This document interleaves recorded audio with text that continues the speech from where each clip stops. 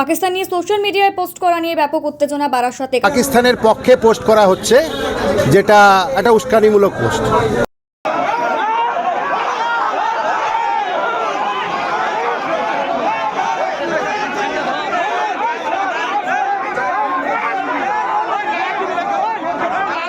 তো সেটা দেখার পরে আমরা সিদ্ধান্ত নিই যে ওর সঙ্গে আমরা কথা বলবো বা দেখা করব। তো কালকে আমাদের হয়ে ওঠেনি, কালকে পাইনি ওকে।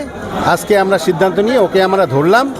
ধরার পরে তারপরে জানতে পারলাম যে দোকানে কাজ করে যে আমাদের সমিতির একটা যে কার্ড থাকে সেই কার্ডটা ওর নেই, সদস্য পদ ওর নেই।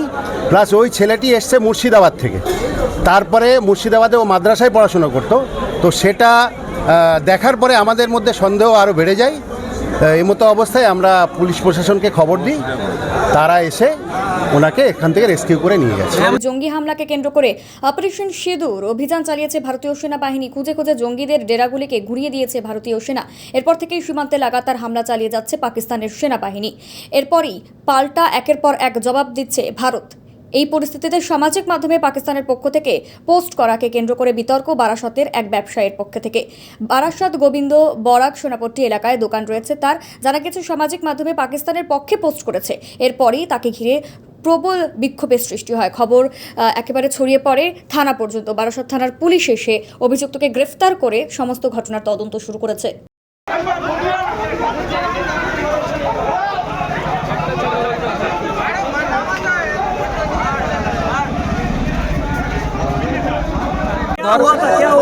एक्चुअली हुआ था कि कल वो एक पोस्ट किया था, वो हमारा इंडिया के विरोधी और पाकिस्तान के तरफ किया है। वो लिखा था पाकिस्तान जिंदाबाद, इंडियन आर्मी मुर्दाबाद, ये सब पोस्ट किया था। हम लोग सब देखा है।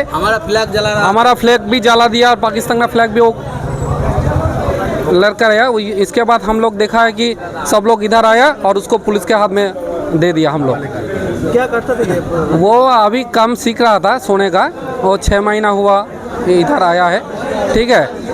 तो हाँ, वो मुर्शिदाबाद का है। ये बारासत है, बारासत बंगीय स्वर्ण समिति। मैं इधर का प्रचार संपादक हूँ, ठीक है। तो हम सब लोग मिल बैठ के वो पुलिस के हवाले कर दिया, ठीक है। फेसबुक में पोस्ट किया था, इंडिया के खिलाफ पोस्ट किया, इंडिया आर्मी के खिलाफ पोस्ट किया, ठीक है। वो भी स्वीकार किया है। वो मैं ये पोस्ट किया, वो खुद बोल रहा था। और किसी का पोस्ट नहीं, वो खुद का पोस्ट। वो बोल रहा कि इंडिया मुर्दाबाद, इंडिया आर्मी मुर्दाबाद, पाकिस्तान जिंदाबाद। इंडिया में रह के ये सब बोलना, हम लोग हिंदू है ये मान रहा हूँ, लेकिन मुस्लिम लोगों को हम लोग बोलेगा कि इस्लाम मुर्दाबाद, तो वो लोग हम लोगों को छोड़ेगा? कभी भी छोड़ेगा नहीं छोड़ेगा।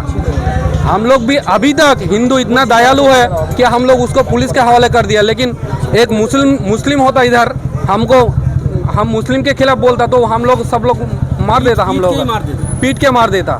हम लोग अभी भी इतना भी दयालु है, लेकिन ज़्यादा दिन नहीं रहूँगा हम लोग।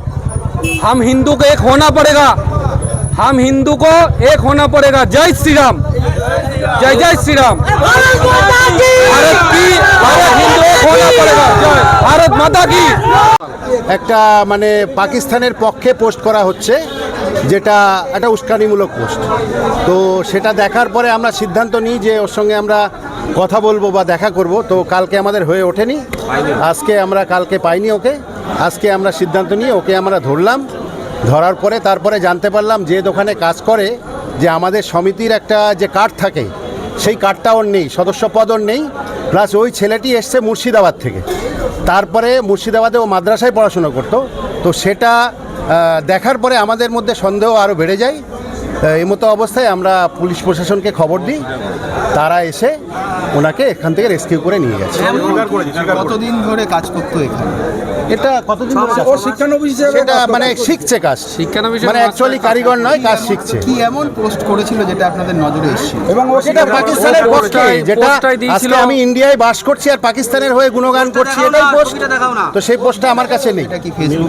হ্যাঁ, Facebook social media. Facebook post আজকে যখন কাজে স্বীকার করে দিলেন, হ্যাঁ, তখন আমরা নাম ছেলেটির? ছেলেটির নাম কি? ওর নাম কি রে? হ্যাঁ, তারাবুল ইসলাম এরকম। হ্যাঁ, তারাবুল কি তাকে পুলিশের হাতে দিয়ে দিয়েছে? হ্যাঁ। কি নাম আপনার? আমার নাম মহাদেব সিংহ, বারাসত অ্যাসিস্ট্যান্ট সেক্রেটারি স্বর্ণশিল্পী।